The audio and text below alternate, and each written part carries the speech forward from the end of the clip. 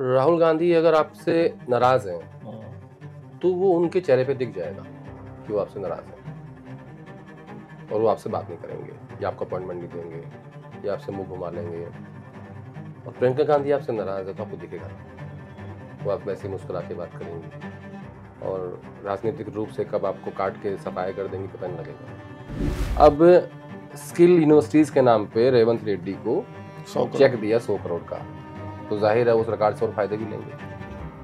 कोई वो तो है नहीं कि ये ट्रस्ट खोल के बैठे हुए हैं और दिन भर पैसे चेक बांट रहे हैं। व्यापारी हैं, बिजनेसमैन हैं और देश के बड़े बिजनेसमैन हैं। राहुल गांधी ने उस बात को लेके उस इशू को उठाया।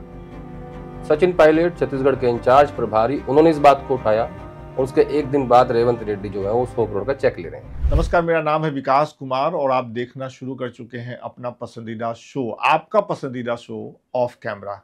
इस हफ्ते लोकमत समूह के जर्नलिस्ट आदेश रावल जी के साथ बैठ करके मैं कई सवाल करने वाला हूं। काफी कुछ है दिमाग में। प्रियंका गांधी वायनाड से पर्चा भर चुकी हैं। क्या राह होगा आगे, क्या रास्ता होगा, कैसी राजनीति होगी, कांग्रेस पार्टी कैसे डील करेगी आने वाले दिनों में जो चर्चाएं होंगी कि राहुल गांधी बेहतर है या प्रियंका गांधी बेहतर, इतनी देरी क्यों हुई प्रियंका गांधी के चुनाव लड़ने में। और सवाल ये भी होगा कि एक तरफ राहुल गांधी अडानी अंबानी के विरोध में भाषण देते हैं, दूसरी तरफ अडानी जो है उनके राज्य के मुख्यमंत्री को 100 करोड़ का चंदा देते हैं। इसके पीछे का क्या खेल है और सेबी प्रमुख को लेकर के जेपीसी की बैठक में, माफ करिएगा, क्या कुछ हुआ। तो ये सारे सवाल आज के एपिसोड में मैं आदेश रावल जी के सामने रखने वाला हूं, तो आखिर तक देखिए। और दो बातें, आखिर में आपके कमेंट्स हैं, आदेश रावल जी के जवाब हैं। और इस बार दो कमेंट हमारे पड़ोस के मुल्क नेपाल और एक पाकिस्तान से भी है। इसके अलावा सबसे जरूरी बात जो मुझे आपसे कहनी है वो ये है कि मैं देख रहा था कुछ लोगों के कमेंट्स ऐसे भी आते हैं कि इसको हर हफ्ते किया कीजिए, तय समय पर रिलीज करिए। तो मैं आपके लिए बता दूं कि हर शनिवार सुबह 8 बजे ऑफ कैमरा का नया एपिसोड आता है लोकमत हिंदी के यूट्यूब चैनल पर। अगर आपने अभी तक लोकमत हिंदी को सब्सक्राइब नहीं किया है और वो जो घंटी है उसको नहीं बजाई है तो बजा दीजिए। ऐसा करने के बाद जब भी नया एपिसोड आएगा तो आपको नोटिफिकेशन मिल जाएगा और आप हमारे साथ जुड़ जाएंगे, हमारा एपिसोड देखेंगे और अपने सवाल हमेशा की तरह कमेंट बॉक्स में दर्ज करवाएंगे।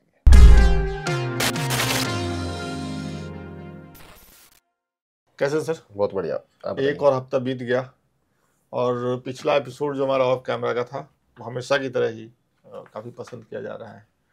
कई सारे ऐसे कमेंट्स भी आ रहे हैं कि इसी तरीके से ऑफ कैमरा में अगर आप बताते रहे तो कांग्रेस पार्टी और कई सालों तक सत्ता से दूर रहेगी। हम तो ऐसी बात नहीं करते कि किसी पार्टी का नुकसान हो या किसी का फायदा हो, और ना हम किसी पार्टी के ठेकेदार हैं और ना हमारे पास कोई टेंडर है उसको ठीक करने का, ठीक है ना। तो हमारा काम है रिपोर्ट करना, जनता को बताना कि भाई ये आपके आसपास घट रहा है, राजनीतिक गलियारों में ये हो रहा है, ये चर्चा चल रही है। इसीलिए हम जर्नलिस्ट हैं। बिल्कुल। नहीं तो कोई धंधे में होते, किसी और में प्रवक्ता होते, कुछ और होते। क्यों होते प्रवक्ता या कुछ भी होता, लेकिन जर्नलिस्ट हैं तो हम अपने काम कर रहे हैं, दायित्व पूरा कर रहे हैं। ये कुछ लोगों को लगता है कमेंट बॉक्स में, कोई बात नहीं। कुछ लोगों को ये भी लगता है कि आदेश रावल सिर्फ कांग्रेस पार्टी की बात करते हैं, कांग्रेस पार्टी के वो हैं सिंपैथाइजर हैं। वो कमेंट भी मैंने रखा है। मैं बताता हूँ दरअसल होता क्या है कि क्योंकि वो मेरी एक्सपर्टाइज हो गई है और लोग ये नहीं समझते कि जो किसी भी टीवी चैनल में या अखबार में बीट्स होती हैं उसमें पत्रकारों को अलग अलग काम दिए जाते हैं। कोई बीजेपी कवर करता है, कोई कांग्रेस कवर करता है, कोई पुलिस को देखता है, क्राइम कवर करता है, कोई स्पोर्ट्स करता है। तो जनता इस बात को डिफरेंशिएट नहीं कर पाती और हम तो सालों लगा के उसमें एक्सपर्टाइज करते हैं और उसके बाद फिर गाली भी खाते हैं कि आप सिंपैथाइजर हो। चलो यार, अब बात उठ गई है तो कहानी सुना देता हूँ आपको। सुनाइए ना प्लीज। कहानी तो शो है ये सिंपैथाइजर के ऊपर, क्योंकि कांग्रेस पार्टी मुझसे कितना प्यार करती है। अच्छा, बताऊँ आज? हाँ बताइए ना। उदयपुर में इनका एक चिंतन शिविर बुलाया इन लोगों ने, 2022 की बात है, ठीक है। और उससे एक हफ्ता पहले मैंने लोकमत के साथ में जुड़ गया था, ज्वाइन किया था मैंने। तो क्या होता है, जब भी कोई चिंतन शिविर बीजेपी बुलाए या कांग्रेस बुलाए या जो भी इनकी नेशनल एग्जीक्यूटिव होती है बीजेपी के, वहाँ पे इधर चिंतन शिविर अधिवेशन होते हैं, तो ये सब मीडिया को लेके जाते हैं वहाँ पे। तो जब मीडिया वहाँ जाती है तो ये अपनी तरफ से ही उनको रूम्स देते हैं और कईयों को बस के थ्रू लेके गए, कोई ट्रेन से गया, कोई फ्लाइट से गया, तो पार्टीज उसमें उसको सुविधाएं देती है, मतलब है। हाँ, हाँ, कवरेज के लिए वो सुविधाएं तो मैं भी पहुंचा मिलती। उदयपुर, लैंड किया मैं। हम्म, तो मैंने उनको फ़ोन किया इनके डिपार्टमेंट के लोगों को, बता भाई कोई कोई रूम का व्यवस्था है। अशोक गहलोत मुख्यमंत्री थे, 200 कमरे थे मीडिया कोटे के, उसमें मेरे लिए कमरा नहीं था। उन्होंने कहा सर आपको नहीं दे सकते। क्यों, क्या हुआ भाई, मैंने क्या कर दिया? जब इतने लोगों को दे रहे हो 200 कमरे किसको दोगे? तो तीन लोग थे उस टाइम, उनका नाम लेके बताता हूँ आपको। प्लीज बताइए। एक थे प्रणब झा, जो आजकल खड़गे जी का मीडिया देखते हैं। अच्छा। दूसरे थे डॉक्टर विनीत पुनिया, जो जयराम के साथ सेक्रेटरी हैं। और तीसरे थे संजीव सिंह, वो नेशनल मीडिया कोऑर्डिनेटर हैं। अब इन तीनों के ये काम था। तो मैंने विनीत पुनिया को फ़ोन किया, उन्होंने फ़ोन ही पिक नहीं किया। मैं जानता था नहीं करेंगे। और संजीव सिंह को कहा कि सर हम नहीं कर सकते, वो तो ऊपर से कुछ है। उधर कह रहे हैं कि नहीं, आपने हमारे किसी नेता के खिलाफ ट्वीट कर दिया था, इसलिए आपको हम रूम नहीं दे सकते। चलो कोई बात नहीं, तो उनका अधिकार है, हमें कोई दिक्कत नहीं। इतनी हैसियत तो हमारी है कि हम एक कमरा लेके रह सकते हैं। बिल्कुल। और उस टाइम मीडिया के इंचार्ज थे रणदीप सिंह सुरजेवाला। अच्छा। अब आपको ले चलता हूँ उसके 1 साल बाद। फिर खड़गे जी चुनाव जीत गए थे, और उसके बाद रायपुर में अधिवेशन हुआ सरकार भूपेश बघेल की, और वहाँ पे उनकी अध्यक्ष पद पे स्टैंप लगनी थी, ठीक है। तो उसमें भी अधिवेशन बुलाया जाता है, तो वहाँ भी मैं लैंड किया।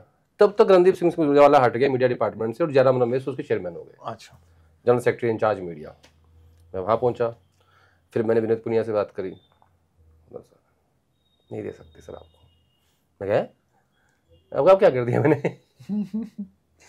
तो जो लोग मुझे ये कहते हैं कि भाई कांग्रेस पार्टी का मैं सिंपैथाइजर हूँ, या कांग्रेस पार्टी मेरे लिए सिंपैथाइजर है, 2 उदाहरण मैंने इसलिए दिए हैं कि जो किसी को, जो कि जब आप 200-250 कमरे बुक कर रहे हो मीडिया के लोगों के लिए कि हिंदुस्तान की मीडिया वहाँ पे आएगी, आपको कवरेज करेगी, लेकिन मुझे ये कमरा नहीं देते।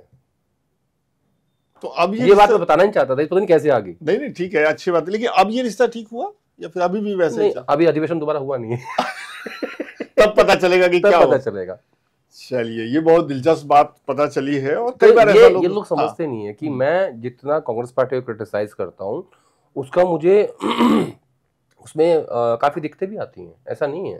फिर तो लोग ये भी पूछेंगे ना कि अगर टॉप लीडरशिप आधे सावल से ऐसे नाराज रहता है तो इतनी खबरें कहां से आ जाती हैं? राहुल गांधी की मीटिंग में ये हुआ, राहुल गांधी ने ऐसे बोला। खबरों का डिपार्टमेंट अलग है, ज्यादा खबरें बाहर देना ही तो समस्या है।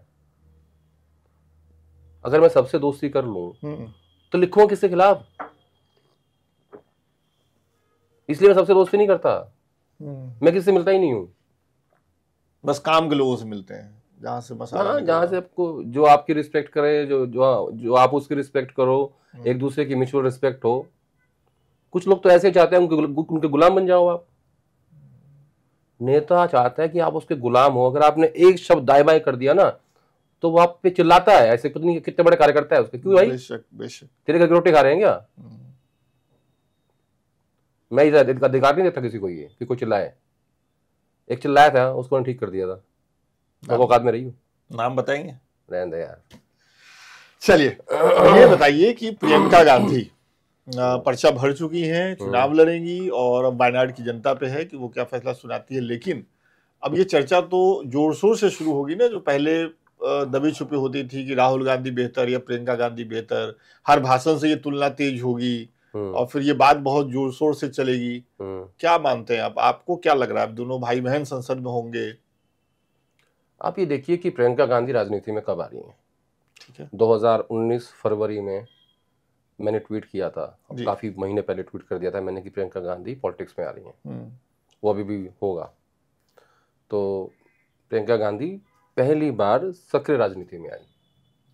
ठीक 5 साल के बाद प्रियंका गांधी चुनावी राजनीति में आ रही हैं। 3 महीने पहले लोकसभा का चुनाव हुआ, उसमें अगर गांधी परिवार चाहता, जहां राहुल गांधी 2 सीट से लड़े, राहुल गांधी चाहते थे कि वो सिर्फ वायनाड से लड़े और यूपी की 1 सीट से उनकी बहन लड़े। अच्छा, लेकिन क्योंकि परिवार का फैसला है, तो उनका घर का फैसला है, वो नहीं हुआ, और राहुल गांधी को 2 सीट लड़नी पड़ी। राहुल गांधी को कन्विंस किया मल्लिकार्जुन खड़गे ने कि आपको अमेठी और रायबरेली सीट से 1 से लड़ना चाहिए। इसकी वजह यह है कि ये आपकी पुश्तैनी सीटें हैं, और अगर हमने उत्तर भारत में और खासकर उत्तर प्रदेश में ये सीटें छोड़ दी तो हमारा मैसेज बहुत खराब जाएगा। राहुल गांधी में एक बात अच्छी है कि वो खड़गे साहब की बात सुनते हैं, उन्होंने सुनी। और वायनाड क्योंकि फर्स्ट फेज में इलेक्शन था और रायबरेली जो है वो लास्ट फेज में इलेक्शन था उत्तर प्रदेश का, तो फिर वो 2 सीट से राहुल गांधी लड़े। अब फिर था कि रायबरेली क्यों चुने, ये भी तो एक फैक्टर था। और अमेठी क्यों छोड़ के भाग गए, ये बताना भी जरूरी है, क्योंकि नहीं फिर लोग आपसे फिर कमेंट में सवाल पूछेंगे। वो इसलिए था कि अमेठी की जो सांसद हैं स्मृति ईरानी, उन्होंने संसद के अंदर सोनिया गांधी का नाम लेके कई सारे चीज़ें बोली कि सोनिया जवाब दो सोनिया, कुछ ऐसी बातें हुई संसद के अंदर। और क्योंकि वो कांग्रेस की नेता है संसदीय दल की और सीनियर है काफ़ी, तो मुझे लगता है कि गांधी परिवार में और खासकर भाई बहन में इस बात को लेकर काफ़ी वो इस बात से हर्ट थे। तो ये प्रियंका गांधी की स्ट्रैटेजी थी कि वो किशोरी लाल शर्मा से, अपने सबसे छोटे कार्यकर्ता से, स्मृति ईरानी को हरवाएगी। अच्छा, ये प्रियंका गांधी की रणनीति थी। आपने एक चीज नोट नहीं करी, जब रायबरेली का नॉमिनेशन हुआ उसके बाद राहुल गांधी नहीं गए वहां पे, नहीं गए। उन दोनों सीटों को प्रियंका ने संभाला। ठीक है, मैं वापस प्रियंका गांधी को लौटता हूं। तो अब राहुल गांधी को एक सीट खाली करनी थी। उत्तर प्रदेश के नतीजों ने सबको चौंकाया, अखिलेश यादव की सीटें, कांग्रेस पार्टी को 6 सीटें। तो ऐसी स्थिति में अब ये फैसला करना था कि भाई अब कौन सी सीट खाली करूं। तो राजनीतिक परिस्थितियों ने कहा कि आप उत्तर प्रदेश की सीट को रिटेन करिए, क्योंकि ये सीट कांग्रेस प्रेसिडेंट की सीट है, सोनिया गांधी वहाँ से रही हैं और उत्तर प्रदेश से आप आते हो, ठीक है, और आप भी फॉर्मर कांग्रेस प्रेसिडेंट हो राहुल गांधी। तो फिर राहुल गांधी वायनाड गए। उनकी भी पहली जो विजिट थी वायनाड की, उन्होंने कहा कि बड़ा मुश्किल फैसला है मेरे लिए, लेकिन मैं आप लोगों को विश्वास दिलाता हूँ कि आप लोगों को निराश नहीं करूँगा, कुछ ऐसा रास्ता निकालूंगा कि आप मेरे पे भरोसा करो बस। मैं तो उस दिन समझ गया था मैं क्या होने वाला है, क्योंकि ऐसा रास्ता तो एक ही था, प्रियंका गांधी। अब मैं आता हूं कि राहुल गांधी 5 बार के सांसद हैं, तीन पार्लियामेंट से लड़ चुके हैं, अमेठी, रायबरेली और वायनाड, नेता प्रतिपक्ष हैं और कांग्रेस पार्टी के पूर्व अध्यक्ष हैं। तो उनकी सीनियोरिटी कहाँ गई? बहुत ऊपर है, बहुत ऊपर। प्रियंका गांधी पहली बार की सांसद बनेंगी। अब आप अज्यूम करिए कि जब संसद में ये लोग बैठेंगे, वो जो विपक्ष की बेंच है उसमें जो पहली पोजीशन राहुल गांधी की है। राहुल गांधी और अयोध्या के सांसद और फिर अखिलेश यादव जी नई सीटिंग अरेंजमेंट। वो अयोध्या के सांसद नहीं, वो ट्रॉफी है। वो ट्रॉफी को बीच में रख के बैठते हैं वो। तो अब प्रियंका गांधी नंबर कहाँ आएगा? हो सकता है लास्ट, सेकंड लास्ट सीट पे आए। अच्छा, ऑब्वियसली, क्योंकि फर्स्ट टाइम है। तो नॉर्म्स हैं पार्लियामेंट के। तो उतना डिफरेंस है दोनों के बीच में जितना गैप संसद की सीटिंग में आएगा। ठीक है, यानी गांधी परिवार की जो राजनीति है वो साफ साफ दिख रही है कि वो किसके पास है। किसके पास? अभी तो राहुल गांधी दिख तो रही है, मैंने बताया ना कितना गैप है। तो ये बेटा बेटी वाला फर्क हुआ क्या, आपको लग रहा है क्या? जो चर्चा चलती रही है कि भाई यहाँ सोनिया गांधी भी बेटे के लिए थोड़ा सा पक्षपाती दिखती है। मैं इसका जवाब ऐसे दे देता हूँ कि Italian mothers are also positive like Indian mothers. बेटे को लेके दोनों ही देश में सेम स्थिति है, हिंदुस्तान में भी है। और इटालियन मदर्स की तो लेके एक कहावत ही है तो कि जो वहाँ की जो माँ होती है वो अपने बेटे को ज़्यादा चाहती है, इसमें तो कोई बुराई नहीं है और हर माँ का अधिकार होता है। हिंदुस्तान में भी यही है। तो दोनों कल्चर मिक्स हो गए।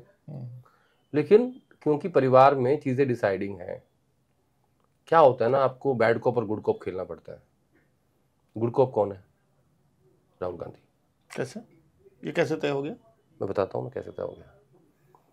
जितने भी बड़े इश्यूज हैं, संविधान की बात करनी है, जाति जनगणना की बात करनी है, आदिवासियों की बात करनी है, हसदेव जंगलों की बात करनी है, SC ST OBC की बात करनी है, अमेरिका की बात करनी है, चीन की बात करनी है, अडानी की बात करनी है, वो सब राहुल गांधी करेंगे।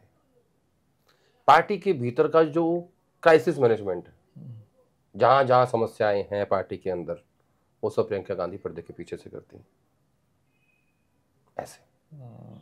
अच्छा, ये वाली बात है। ये वाली बात है। लेकिन आपसे अगर मैं पूछूं, 17 सालों से आप कांग्रेस में कर रहे हैं, अब गांधी परिवार के 2 बच्चे, अगर मैं कहूं तो राहुल गांधी, प्रियंका गांधी, दोनों चुनावी राजनीति में भी, सक्रिय राजनीति में भी है। आप दोनों के अभी तक का जो मूव रहा है, राहुल गांधी का, प्रियंका गांधी का, दोनों का, उसको देखते हुए क्या एक तुलनात्मक अगर तस्वीर रखना चाहें हमारे देखने वालों के सामने, दोनों का जो राजनीतिक चाल रहा है अभी तक, उसके हिसाब से?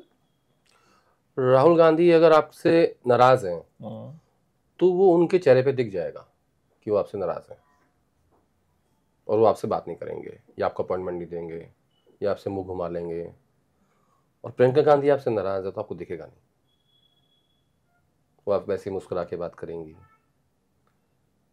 और राजनीतिक रूप से कब आपको काट के सफाई कर देंगी पता नहीं लगेगा।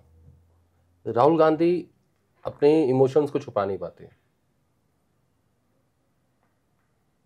जो कि मुझे लगता है कि पॉलिटिक्स में ऐसा होना पॉजिटिव नहीं मानता मैं जी। कि पॉलिटिक्स में आपको हमेशा सबसे अच्छा बर्ताव करना पड़ता है, चाहे आपको पसंद है नहीं है, आपको वो आदमी बिल्कुल पसंद नहीं है, आपको फिर भी उससे मिलना पड़ेगा। तो ये दोनों में मुझे एक बेसिक डिफरेंस लगता है।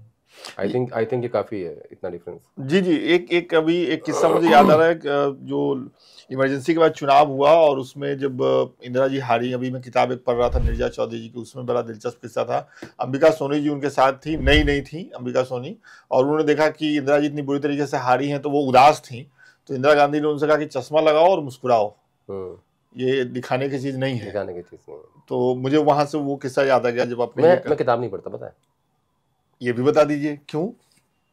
वो लोग तो ये भी कमेंट करते हैं, सॉरी बीच में रोकने के लिए, कि आप ट्विटर पे कमेंट भी नहीं पढ़ते और लोग नाराज रहते हैं, वो बाद में बात आएगी। हाँ, किताब क्यों नहीं पढ़ते? याद मैं पहले इसका जवाब देता हूँ कि मैं ट्विटर पे कमेंट क्यों नहीं पढ़ता, क्योंकि बहुत ज्यादा कमेंट आते हैं। जो नोटिफिकेशन आता है ना, वो नोटिफिकेशन मेरा हर मिनट में चेंज होता रहता है, वो इतने ज्यादा होती हैं कि मैं उसको पढ़ नहीं सकता, उसके लिए मुझे कंप्यूटर खोलना पड़ेगा, और दिन भर मैं कंप्यूटर खोल के बैठ नहीं सकता, फिर मैं आप लोगों को खबर नहीं दे पाऊंगा जो उनको किससे सुनने हैं। अब मैं किताब क्यों नहीं पढ़ता? क्योंकि किताब ना एक व्यक्ति के विचार होते हैं, वो व्यक्ति किसी न किसी विचारधारा से प्रभावित होता है, पहले वाले लेफ्ट से थे, अब वाले राइट से हैं, ठीक है ना? तो मुझे किसी के विचारों से प्रभावित नहीं होना। मैं पढ़ा हुआ नहीं हूँ, मैं कड़ा हुआ हूँ। कड़ा हुआ हूँ, किया हुआ। कड़ा हुआ मतलब मैंने सीख के आया हूँ, मतलब मैंने सीखा है, जमीन से मैंने सीखा है, लोगों से मैंने सीखा है। पढ़ना कोई बुरी बात नहीं है, मैं किसी को मतलब ये नहीं कह रहा मत पढ़िए, लेकिन मुझे अपने जीवन में लगता है कि मैं किसी के विचार से प्रभावित होना नहीं चाहता। लेकिन इतिहास मैंने स्टार्टिंग में एडिटोरियल भी पढ़े, तो मैंने पढ़ना छोड़ दिया। वो तो ज्यादातर पत्रकारों ने बाद में पढ़ने छोड़ दिए जब पता चला। नहीं, जब मैं क्योंकि जब मैं एडिटोरियल मैं लिखने लायक हूँ, मैं किसी और क्यों पढ़ूं?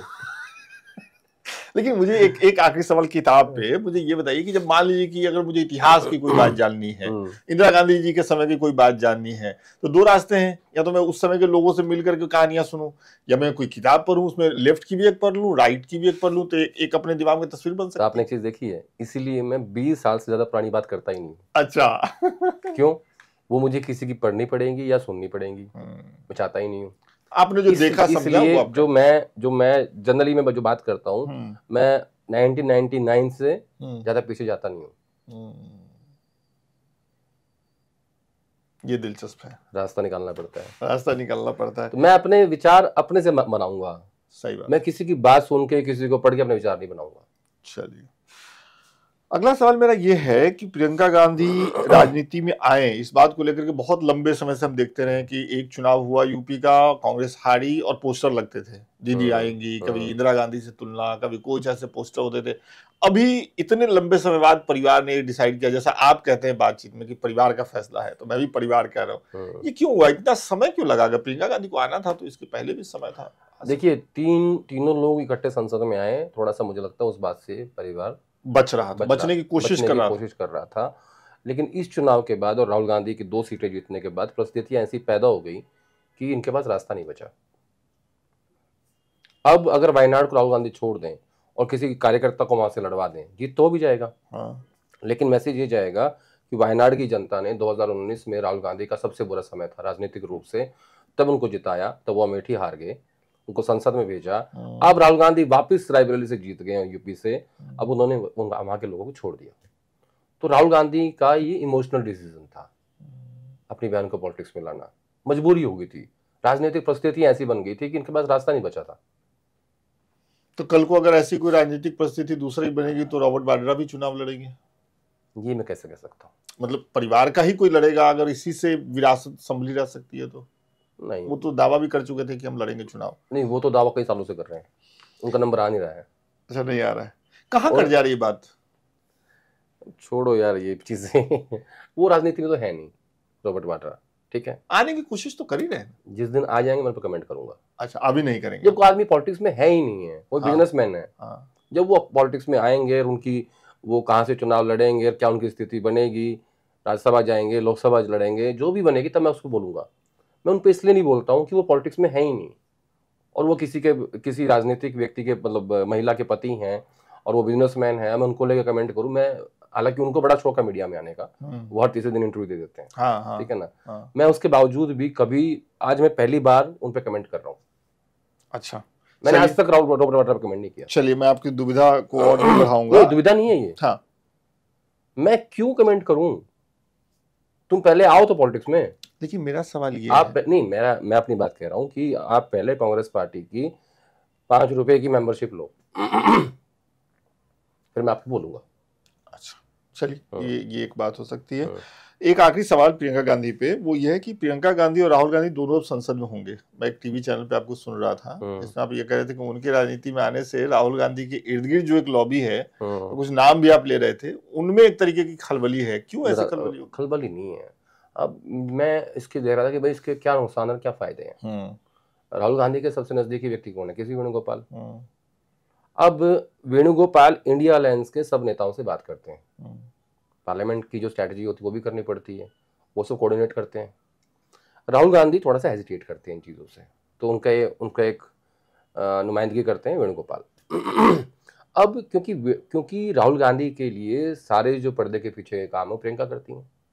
जब प्रियंका खुद संसद में होंगी तो अखिलेश यादव भी चाहेंगे कि मैं डायरेक्टली बात प्रियंका से कर लूँ, ठीक है। डीएमके के लोग चाहेंगे हम प्रियंका से बात करें इंस्टेड ऑफ वेणुगोपाल। लेफ्ट के लोग जो केरल के हैं वो चाहेंगे हम इससे की बात करें, हम तो प्रियंका गांधी से बात करेंगे। तो डायरेक्ट गांधीज से जुड़ना चाहेंगे लोग, ठीक है ना। तो मुझे लगता है इससे केसी वेणुगोपाल की पावर कर्टेल होगी।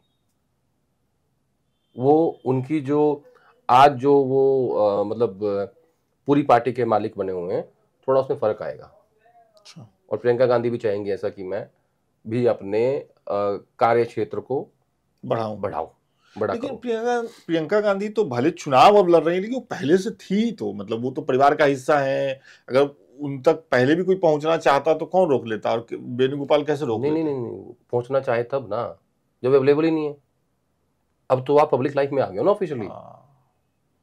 अभी तो आप वो काम कर रहे हो जो आपको करना है।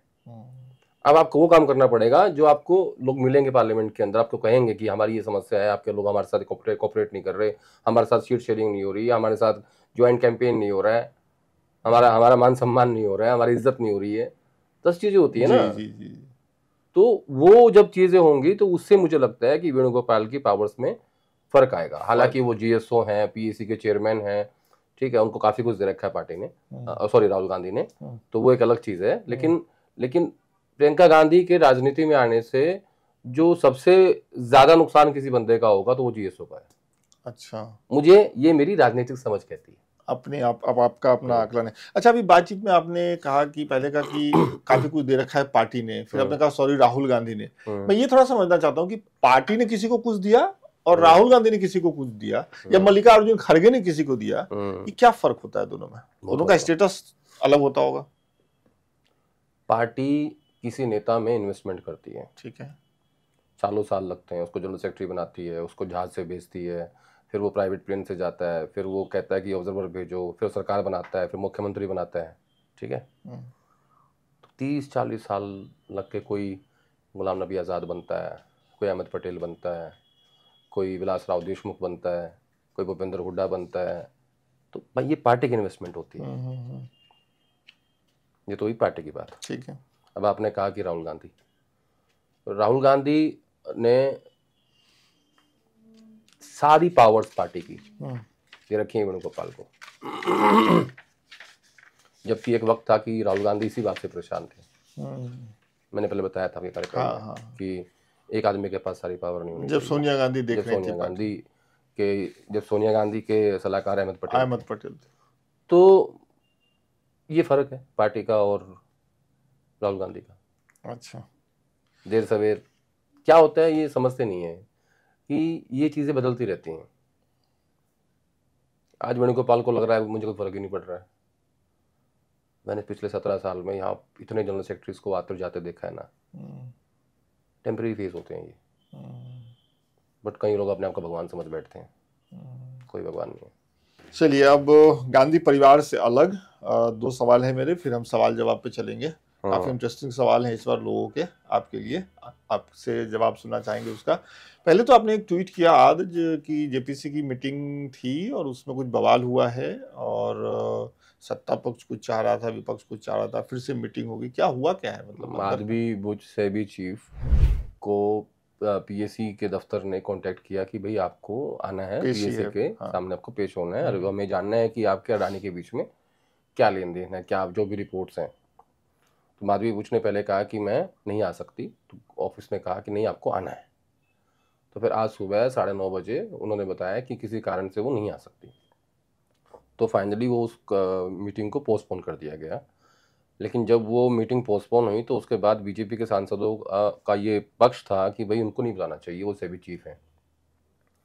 और विपक्ष के सांसदों का कहना है कि नहीं बुलाना चाहिए, बुला के उनसे पूछना चाहिए कि भाई जो आप पे आरोप लग रहे हैं सही है गलत है। तो उसके बीच में वहाँ चाय और पकौड़े पे काफ़ी चर्चा चल रही थी और हंस भी रहे थे लोग दूसरे के साथ बैठ के, दोनों तरफ के सांसद। तो मुझे लगता है 10 दिन के अंदर अंदर वापस फिर एक बैठक होगी जिसमें सेबी चीफ को बुलाया जाएगा। अब वो अगर नहीं आती हैं और आती हैं, दोनों ही चीजें इंटरेस्टिंग है। अगर आती हैं तो क्या चर्चा होगी, क्या सवाल पूछा जाएगा, ये और नहीं आती हैं तो क्या वजह देंगी, क्या वजह देंगी और उसमें क्यों नहीं आई, ये है। दूसरा एक चीज मुझे बताइए, 18 अक्टूबर को आपने ट्वीट किया जिसमें आपने बताया कि अडानी समूह तेलंगाना के मुख्यमंत्री रेवंत रेड्डी को यंग इंडिया स्किल यूनिवर्सिटी के लिए 100 करोड़ रुपए चंदा दे रहा है और दूसरी तरफ राहुल गांधी, सचिन पायलट और छत्तीसगढ़ कांग्रेस हसदेव के जंगल का मुद्दा उठा रहे हैं। मेरा सवाल ये, मतलब ये तो है ही, लेकिन मेरा सवाल ये है कि ये जो बिजनेस घराने हैं, एक तरफ उनकी आलोचना इतने बढ़ चढ़ के कि राहुल गांधी का हर भाषण के निशाने पे, और दूसरे तरीके का इनका उसी पार्टी के नेताओं को चंदा देना या उनके यहाँ बिजनेस करना, ये कैसे पार्टी में तय होता है? कि ये चर्चा तो होती होगी, राहुल गांधी को लोग कहते होंगे कि नुकसान हो जाएगा, मत करिए। इसके लिए आपको फिर से मुझे कहानी सुनानी पड़ेगी। प्लीज सुनाइए। इस कहानी की शुरुआत होती है राहुल गांधी की भारत जोड़ो यात्रा से। ठीक है। गहलोत साहब चीफ मिनिस्टर थे, यात्रा राजस्थान से गुजर रही थी। ओके। और गौतम अडानी और अशोक गहलोत की सरकार के बीच हजारों करोड़ के MOU साइन हुए। उस दौरान किसी ने राहुल गांधी से पूछी ये बात प्रेस कॉन्फ्रेंस में, अच्छा, कि आपके हर भाषण में अडानी होते हैं निशाने पे और आपके चीफ मिनिस्टर साइन कर रहे हैं MOU उनके साथ, ये क्या है? तो उन्होंने कहा कि अगर कोई मुझे ये कह दे कि हमारी सरकार ने गलत किया है तो मैं गहलोत साहब से सवाल पूछूंगा, लेकिन मैं इस जवाब को तो सेटिस्फैक्टरी नहीं मानता। अब मैं ऐसा सोचता हूँ। जी। अब स्किल यूनिवर्सिटीज के नाम पे रेवंत रेड्डी को चेक दिया 100 करोड़ का, तो जाहिर है वो सरकार से और फायदे भी लेंगे। कोई वो तो है नहीं कि ये ट्रस्ट खोल के बैठे हुए हैं दिन भर पैसे चेक बांट रहे हैं। व्यापारी हैं, बिजनेसमैन हैं और देश के बड़े बिजनेसमैन हैं। उससे एक दिन पहले हसदेव के जंगलों की कटाई को लेके और ट्राइबल्स को लेके राहुल गांधी ने ट्वीट किया कि वहां पे ऐसा हो रहा है। अब इसके पीछे भी एक कहानी है, प्लीज। वो कहानी बड़ी इंटरेस्टिंग है। राजस्थान सरकार के 4 कोल ब्लॉक हैं छत्तीसगढ़ में, जिनमें से 2 चल रहे हैं, जिससे राजस्थान और उसका जो MDO है, माइन ऑपरेटिंग डेवलपर्स या डेवलपर ऑपरेटिंग्स जो होता है, वो अडानी समूह के पास है। माइनिंग का, कोयला का, यानी कोयला वो निकालते हैं। अब उसमें से 2 खदान बंद है, उसमें से एक का नाम है परसा और दूसरी का एक नाम हो रहा है, मुझे याद नहीं आ रहा। सरकार थी भूपेश बघेल की और इधर थी अशोक गहलोत की। अशोक गहलोत ने कहा कि बघेल साहब आप हमारी ये 2 माइनिंग जो बंद पड़ी हैं इनको चालू कर दीजिए। उन्होंने कहा मैं नहीं कर सकता, हमें ये हसदेव के जंगल काटने पड़ेंगे और इसमें हमारे आदिवासियों के घर उजड़ेंगे, ये मैं नहीं करूंगा। और उन्होंने विधानसभा में इसको लेके एक सत्र बुलाया, कोई बिल पास कर दिया, और उसमें बीजेपी भी साथ थी उस वक्त। अच्छा, छत्तीसगढ़ बीजेपी। हाँ। अशोक गहलोत सोनिया गांधी के पास आए कि ये 2 माइनिंग है जो मेरी सरकार की हैं, राजस्थान के लोगों की हैं, हमें चलानी है, लेकिन आप हमारे मुख्यमंत्री मुझे अनुमति नहीं दे रहे हैं। मैं राहुल गांधी के पास गया, बघेल साहब ने विस्तृत रिपोर्ट दी कि कैसे वहाँ आदिवासी उजड़ेंगे और कैसे वहाँ पेड़ कटेंगे। वर्ल्ड के कुछ खूबसूरत जंगलों में से हंसदेव के जंगल हैं जी, ठीक है। फाइनली वो नहीं खुला, वो जो कॉल ब्लॉक थे 2 परसा और जो दूसरी माइनिंग थी वो बंद ही रही, वो भूपेश बघेल ने अनुमति नहीं थी। अब सरकार बदली, राजस्थान में भी और छत्तीसगढ़ में भी उन्होंने अनुमति दे दी और उन्होंने वहां कटाई शुरू कर दी। उससे आदिवासी उजड़ेंगे, कॉल निकलेगा, एमडीओ अडानी साहब के पास है, सब ओके है। तो राहुल गांधी ने उस बात को लेके उस इशू को उठाया। सचिन पायलट छत्तीसगढ़ के इंचार्ज प्रभारी, उन्होंने इस बात को उठाया और उसके एक दिन बाद रेवंत रेड्डी जो है वो 100 करोड़ का चेक ले रहे हैं। तो मैंने ये 3 चीजें जोड़ी थी कि भैया ये कहानी है। इंटरेस्टिंग। तो 2 पैरामीटर नहीं हो सकते, या तो आप लोगों को मूर्ख समझ रहे हो कि आप अडानी अंबानी करते रहो, आपके मुख्यमंत्री पैसे लेते रहे, ये नहीं चल सकता। मतलब लोग इतने मूर्ख नहीं हैं, सब जानते हैं, समझते हैं लोग, सबको पता है यार, हम भी तो रोटी खा रहे हैं। बिल्कुल। तुम अकेले खा रहे हो क्या? कोई मिट्टी नहीं खा रहा। जिस चाहे कोई राहुल गांधी हो, नरेंद्र मोदी हो, अमित शाह हो, कोई हो, अगर आज के नेताओं को ये लगता है कि इनकी कोई बात नहीं समझ रहे हैं, इनकी स्ट्रैटेजी को, तो ये मूर्ख हैं and they are living in fool's paradise. सही बात, सब समझती जनता, और हम तो हैं इसलिए समझाने के लिए। ये तो आपने बहुत अच्छे से समझा भी दिया है इसी मामले में। जैसा आप कहते हो मुझे मास्टर की तरह समझाता हूँ। हाँ बिल्कुल, आप तो पढ़ा देते हैं, मुझे ऐसा लगता है।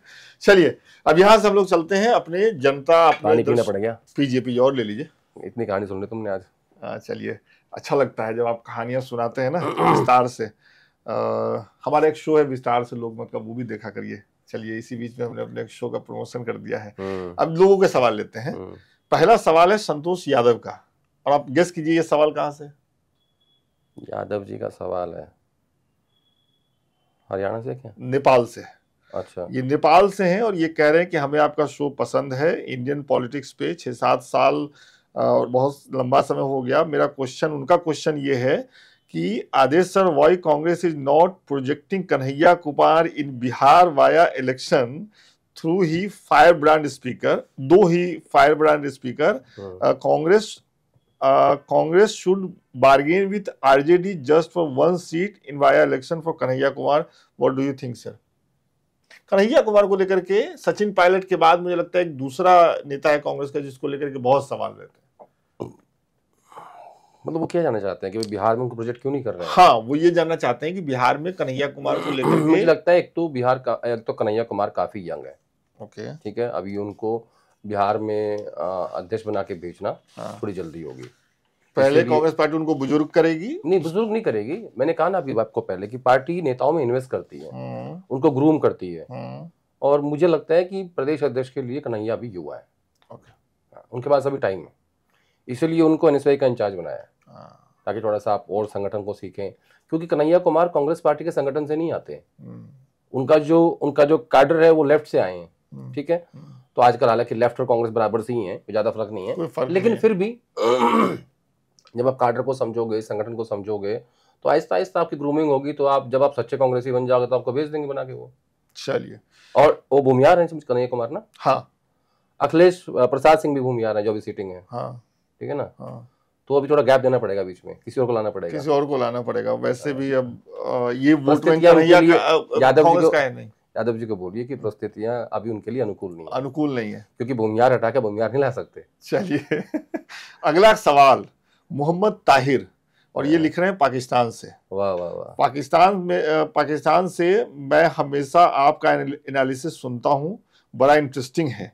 मेरा क्वेश्चन ये है कि इंडिया में एस्टैब्लिशमेंट कौन है या सियासत में कोई इस्टेब्लिशमेंट नहीं हो जो इलेक्शन को इन्फ्लुएंस करता हो, जैसे हमारे मुल्क में आर्मी, इंटेलिजेंस एजेंसी ये सब करती है। इनका सवाल ये आप समझ गए ना, तो बताइए। हमारे यहाँ कुछ नहीं होता ऐसा, हमारे यहाँ जनता तय करती है, हमारे यहाँ पूरा लोकतंत्र है। हाँ, जो लोग ईवीएम की बात करते हैं मैं उनकी बात नहीं मानता हूँ। ताहिर साहब को बताइए कि आप बताइए, आप बात कर रहे थे हिसाब से। हिंदुस्तान की जनता यहाँ तय करती है कि किसको सत्ता में बिठाना है, किसको नहीं बिठाना। बिल्कुल, हाँ, और ये बहुत बहुत अच्छे से होता है। हाँ हाँ हाँ, हाँ। और नहीं, जनता ये जानती है कि हिंदुस्तान के नेता हमारे कारण इस पद पे बैठे हुए हैं। शायद इनके मुल्क में ऐसा नहीं है। बिल्कुल, दुर्भाग्य है ये इनके लिए। चलिए तारिक साहब, आपने लिखा था कि आप इंतजार करेंगे, मुझे विश्वास है कि आप ये देख रहे हैं। आपका कमेंट, आपके सवाल का जवाब आदेश जी ने दिया है। रूहीन है, अगर मैं आपका नाम सही से ले पा रहा हूं। मेरा सवाल आदेश सर से ये है कि उनके हिसाब से कांग्रेस में सोनिया गांधी की लीडरशिप इफेक्टिव रही या फिर राहुल गांधी की? हार जीत को साइड में रख करके बोलिए। नहीं, सक्सेस रेट के हिसाब से सोनिया गांधी की लीडरशिप इफेक्टिव थी। और उसके परिणाम है कि 10 साल का यूपीए का राज और कई सारे राज्यों में सरकार, जो मुझे देखना पड़ेगा कि 10 साल महाराष्ट्र में, 15 साल महाराष्ट्र में, जिसमें से 10 साल हरियाणा में, 15 साल असम में, 15 साल दिल्ली में, ठीक है, ऐसे एक लंबी फहरिस्त बनती जाएगी। तो सोनिया गांधी का जो सक्सेस रेट है वो राहुल गांधी से ज्यादा है फिलहाल। ज्यादा है, इफेक्टिव भी हम मानते हैं उस पीरियड को लीडरशिप के हिसाब से। विजय हैं, वो कलकत्ता से हैं, और ये वही सवाल है, वो पूछ रहे हैं कि भाई पश्चिम बंगाल में कांग्रेस कैसे रिवाइव होगी, इसको लेकर के लीडरशिप का कोई प्लान है, कुछ चर्चा चल रही है कि नहीं चल रही? नहीं, मुझे लगता है कि कांग्रेस पार्टी को अभी वहाँ पे काम करने की आवश्यकता है। अधीर रंजन चौधरी से बाहर झांकने की आवश्यकता है और एक सेकंड लीडरशिप तैयार करनी पड़ेगी जो उनके पास नहीं है। और खाली वेस्ट बंगाल में नहीं, कई और राज्यों में भी नहीं है, आंध्र प्रदेश में नहीं है, उड़ीसा में नहीं है, ठीक है, और तमिलनाडु में डेवलप हो रही है, कुछ सेक्शंस में है, गुजरात में है लेकिन इफेक्टिव नहीं है। तो ऐसे ही दिल्ली में बिल्कुल संगठन गायब हो गया है, हरियाणा में संगठन नहीं है। तो कांग्रेस पार्टी को नए सिरे से इन राज्यों में काम करने की जरूरत है, जो ये अभी कर नहीं रहे हैं। चलिए, एक इनका यूजर नेम है द वन स्टोरी क्रिएटर, और इनका नाम है इबरार खान। और इबरार साहब, आपके सवाल का जवाब शुरू में ही आदेश जी ने दे दिया है। वही सवाल है बताओ। कि आदेश जी से मेरा सवाल जरूर पूछिए कि वो ट्विटर पे कमेंट क्यों नहीं पढ़ते हैं। उनसे सवाल भी पूछते हैं लोग, पर वो तो कमेंट पढ़ते ही नहीं। तो आगे जब भी आपका शो हो उनसे जरूर पूछिएगा। अब देखिए, वहां से सवाल करते करते लोग थक गए तो यहाँ आए हैं। नहीं, देखिए, मैं उसमें इनसे क्षमा भी चाहता हूँ, लेकिन क्योंकि बहुत ज़्यादा नोटिफिकेशन आते हैं, बहुत ज़्यादा कमेंट्स आते हैं जिनको मैं फ़ोन पे नहीं देख पाता हूँ, तो उसके लिए मुझे स्पेसिफिक एक बंदा रखना पड़ेगा, उतना मेरा बजट नहीं है अभी। चलिए, और ये वाला हिस्सा जो है आपके ट्विटर पे डलवा दिया जाएगा, ताकि वहां जो लोग सवाल पूछते हैं वो ऑफ कैमरा देखें और वहां सवाल पूछें, है ना? मैं लेकर के आया करूंगा सवाल, निकाल के लाइए। आखिरी सवाल है रायपुर से अजय सोनी जी का, और ये पूछ रहे हैं, अगले एपिसोड में जरूर जानना चाहूंगा कि छत्तीसगढ़ में भूपेश बघेल और टीएस सिंह में किसका भविष्य उज्जवल है। एक सवाल ये कि क्या छत्तीसगढ़ में हार के बाद से राहुल गांधी भूपेश बघेल से मिले हैं या नहीं मिले? दोनों की मुलाकात हुई कि नहीं? मुलाकात तो होती रहती है बड़े नेताओं की, फॉर्मर चीफ मिनिस्टर हैं। लीडरशिप के लिए टीएस सिंह भी वैसे ही हैं, भूपेश बघेल भी वैसे ही हैं। और रही बात की, इनका सवाल कहाँ से शुरू हुआ था कि हाँ, कि छत्तीसगढ़ में दोनों में से किस नेता का भविष्य उज्जवल है? राजनीति में नेताओं का भविष्य उज्जवल ही रहता है, हार जीत चलती रहती है। दरअसल पता क्या होता है, लोग चुनाव की हार जीत से नेताओं का भविष्य तय करते हैं। वो आप कर सकते हो एक एमएलए लेवल के बंदे का या एमपी लेवल के बंदे का, लेकिन जो चीफ मिनिस्टर रह लेते हैं या फॉर्मर चीफ मिनिस्टर होते हैं या बड़े नेता होते हैं, उनकी राजनीति पे कोई ज़्यादा असर नहीं पड़ता हार जीत का। ये उनका मतलब बिजनेस का पार्ट है, चलता रहता है। हार भी होती है, जीत भी होती है। इंदिरा गांधी चुनाव हारे, राहुल गांधी चुनाव हारे, चौधरी देवीलाल चुनाव हारे, भूपेंद्र हुड्डा चुनाव हारे, कौन नहीं चुनाव हारा? तो मैं ये कहना चाह रहा हूँ कि चुनाव की हार जीत से किसी नेता का भविष्य तय नहीं होता। तो मैं सोनी जी के बिहाफ पे एक सवाल आपसे पूछ लूं कि तो फिर इस तरह का जो इस लेवल के जो नेता होते हैं, मुख्यमंत्री रह लिए, प्रधानमंत्री रह लिए, या डिप्टी सीएम रह लिए किसी स्टेट के, उनकी राजनीति को किन चीजों से फर्क पड़ता है? कौन सी चीजें होती हैं जो उनकी राजनीति पे इफेक्ट डालती? अगर मान लीजिए कि चुनाव में हारने जीतने से उनका भविष्य तय नहीं होता है, तो कौन सी चीजें होती हैं जो उनके भविष्य पे असर डालती है? देखिए मुझे ऐसा लगता है कि जैसे आपको उदाहरण देता हूँ अभी। प्लीज। भूपेंद्र हुड्डा 78 साल के हैं, 77 78 ईयर्स के हैं। अभी मुझे लगता है उनके आयु के हिसाब से उनका हरियाणा में आखिरी चांस था मुख्यमंत्री बनने का। ऐसे ही कमलनाथ का आयु के हिसाब से आखिरी चांस था मुख्यमंत्री बनने का, और ऐसे ही लगभग अशोक गहलोत का। ये चीजें प्रभावित करती हैं।